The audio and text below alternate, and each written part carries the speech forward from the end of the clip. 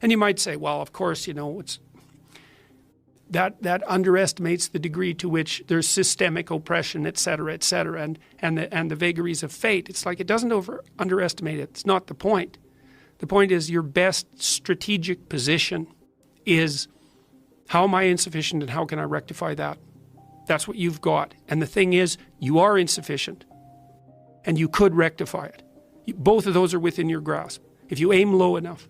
One of the things Why do you see that's another thing you keep saying, aim low enough, have a low enough bar. Why do you mean that? Well, let's say you've got a kid and you want the kid to improve. You don't set them a bar that's so high that it's impossible for them to attain it.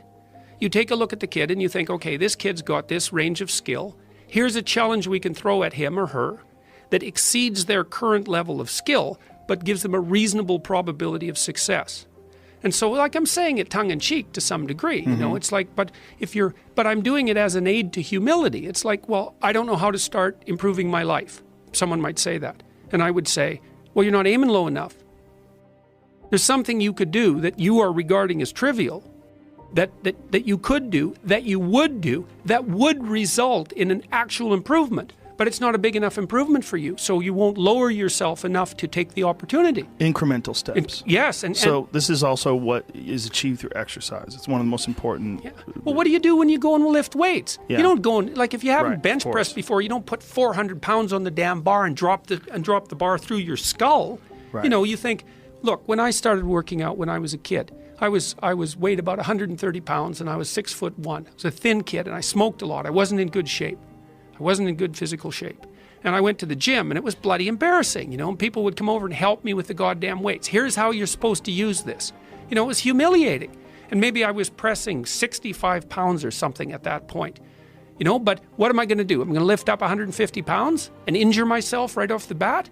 No, I had to go in there and strip down and put my skinny goddamn self in front of the mirror and think, son of a bitch, there's all these monsters in the gym who've been lifting weights for 10 years and I'm struggling to get 50 pounds off the bar.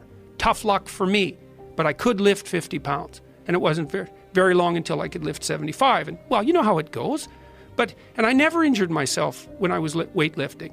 And the reason for that was I never pushed myself past where I knew I could go. And I pushed myself a lot. You know, I gained 35 pounds of muscle in about 3 years in university. I kind of had to quit because I was eating so goddamn much I couldn't stand it. I was eating like 6 meals a day. It was just taking up too much time. But there's a humility in determining what it is that the wretched creature that you are can actually manage. Aim low. And I don't mean don't aim, and I don't mean don't aim up.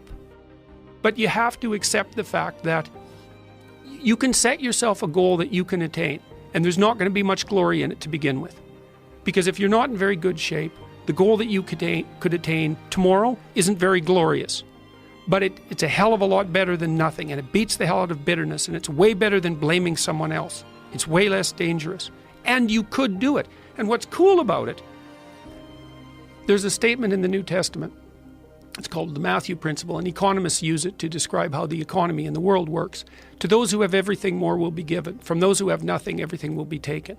It's like what's very pessimistic in some sense, because it means that as you start to fail, you fail more and more rapidly. But it also means that as you start to succeed, you succeed more and more rapidly. And so you take an incremental step and, well, now you can lift 55 pounds instead of 52.5 pounds. You think, well, what the hell's that? It's like, it's one step on a very long journey. And so it starts to compound on you. So a small step today puts you in a position to take a slightly bigger step the next day. And then that puts you in a position to take a slightly bigger step the next day. And you do that for 2 or 3 years, man, you're starting to stride.